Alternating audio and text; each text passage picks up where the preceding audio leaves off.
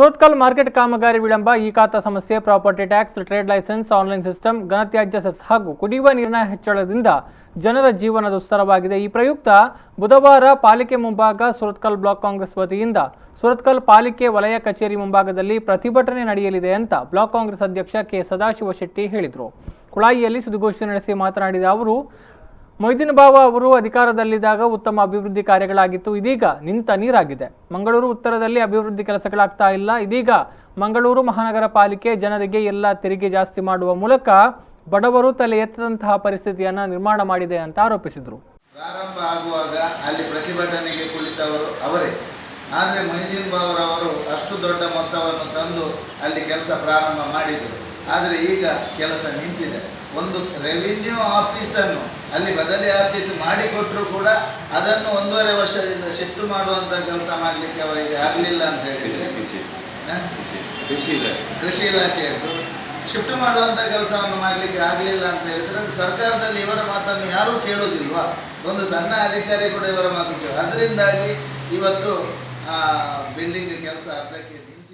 ಮಂಗಳೂರು ಉತ್ತರ ವಿಧಾನಸಭಾ ಕ್ಷೇತ್ರದ ಪ್ರಚಾರ ಸಮಿತಿ ಅಧ್ಯಕ್ಷ ವೈ ರಾಘವೇಂದ್ರ ರಾವ್ ಅವರು ಪಾಲಿಕೆಯಿಂದ ತೆರಿಗೆಗಳನ್ನು ದ್ವಿಗುಣಗೊಳಿಸುವ ಮೂಲಕ ಜನವಿರೋಧಿ ಆಡಳಿತ ನಡೆಸ್ತಾ ಇದೆ ಅಂತ ಆರೋಪಿಸಿದರು. ಜನತೆಯ ಮೇಲೆ ಹಾಕಿರುವ ಹೊರೆಯನ್ನು ಖಂಡಿಸಿ ನಾಳೆಯ ಪ್ರತಿಭಟನೆ ನಡೆಯಲಿದೆ. ಡ್ರೈನೇಜಿನ ಏನು ಸುಂಕವನ್ನು, ನೀರಿನ ದರವನ್ನು ಹಾಗೂ ಬೇರೆ ನಾನಾ ಈ ಖಾತದ ಸಮಸ್ಯೆಗಳನ್ನು ಬಗೆಹರಿಸುವಲ್ಲಿ ಈಗಿನ ಆಡಳಿತದಲ್ಲಿರುವ BJP ಸರ್ಕಾರದ ಈ ಕಾರ್ಪೊರೇಷನ್ ಬಹುಶಃ ವೈಫಲ್ಯವನ್ನು ಹೊಂದಿದೆ ಅಂತ ಹೇಳಿ, ಇದರಿಂದಾಗಿ ಜನರಿಗೆ ಬಹಳಷ್ಟು ಹೊರೆಯಾಗಿದೆ. ಹಿಂದುಳಿದ ವರ್ಗಗಳ ಮುಖಂಡ ಆನಂದ್ ಅಮೀನ್ ಮಾತನಾಡಿ, ಖಾತೆ ಸಮಸ್ಯೆ ನಿರಂತರವಾಗಿದೆ. ಜನರು ದಾಖಲೆ ಪತ್ರಕ್ಕಾಗಿ ಅಲೆದಾಡ್ತಾ ಇದ್ದಾರೆ. ನೀರಿನ ಬಿಲ್ ಹೆಚ್ಚಳದಿಂದಾಗಿ ಸಕಾಲದಲ್ಲಿ ಹಣ ಪಾವತಿಸಲು ಪರದಾಡುವಂತಾಗಿದೆ. ಈ ಎಲ್ಲ ಜನವಿರೋಧಿ ನೀತಿಗಳನ್ನು ಖಂಡಿಸಿ ಪ್ರತಿಭಟನೆ ನಡೆಸಲಿದ್ದೇವೆ ಅಂತ ಮಾಹಿತಿ ನೀಡಿದರು.